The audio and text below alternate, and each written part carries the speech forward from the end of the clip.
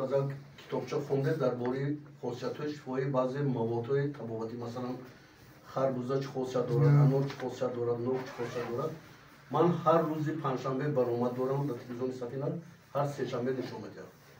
هفته گذشته برآمده من اویده انار بودم، سه شنبه گذشته نشون دادم.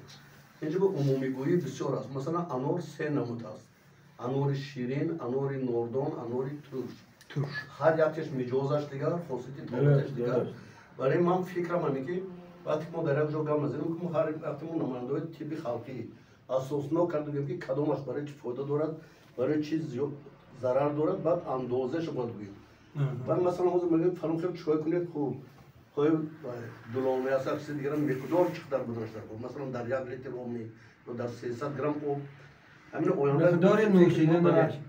همین طبیب ما خیلی طرزی تیار کردنشان خوب میشه که آینده در همین صحبت‌های ما مثلا بگذارد همه برآمد نکنه، دو کس برآمد کنه. یک کس مثلا شما اویده ایجادتون برآمد کنه با پرگی مثال عادیش من اویده گیاه‌درمانی برآمد کنم. من برای مثال بسازم هفته دیگه شما آدم درباره مومیا شکل موضوعی معین کردن. بله این کس برای چی مردم که آدم زودتر جلب دار زودتر میرود. همین اساس ما کردن. من دکتر برادری ما که از کم کجاها مردم بیاد نزد این کس به سبب نمیبیان البته. نمیشه طبیب پر هنوز باید من خودم تعریف نمیکنم. اساسش شوهرمری با روزش بغیر از اونه که استراحتچی عمومی هستن علاوه آدمی میاد از کلخازآباد، از پنجگیر، از دیگر جو وارد دیروز از خود راهون راست اومد برای همین یک دوره عادی زوب راست شنبه رفتش من دکتر ما به همون دوره تو فایده کرد. من برای خستم اومدم.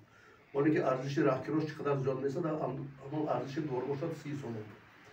ما همین وقت با علاقه یادگیر ما دستگیر میگیریم. اصلا با یک مجموعه ما تو ساختن ما ممکن که باید چی بررسی کرده میشه.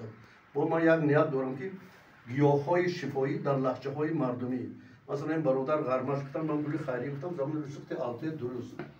من همین مکالمه‌ای که ما تیار میکنیم در ترکیبش انیق همین وای هست، گلی خیری هست، چیزی دیگر نداره. اما مکالمه لذتی ترشی دارد که برای سلفای بلغم هست. در همون گلی خیری هم همین خاصیت شفایی هست. اما امروز میگیرد از داروخانه ها لذت شیرین دارد که رنگی پرورده در ترکیب وای چی هست اولا خودمان میدونم. همین طب ما زورش در همین که کوشش میکنه که حتی داروهای امروزه که خوب وای هستن ترکیبشون جوابگویی قریب طبابتی کم مانده است، یعنی که ساختکاری بسیار این طب است که طبیعت آفریده است باور کنید که بهترین بود. اگر همین خب نمیبود بازار صابر نمیبود که از ازل داروی تاجیک ریشه خور بود و هست لیک تا 70 پشتش بوی سینا میکنه.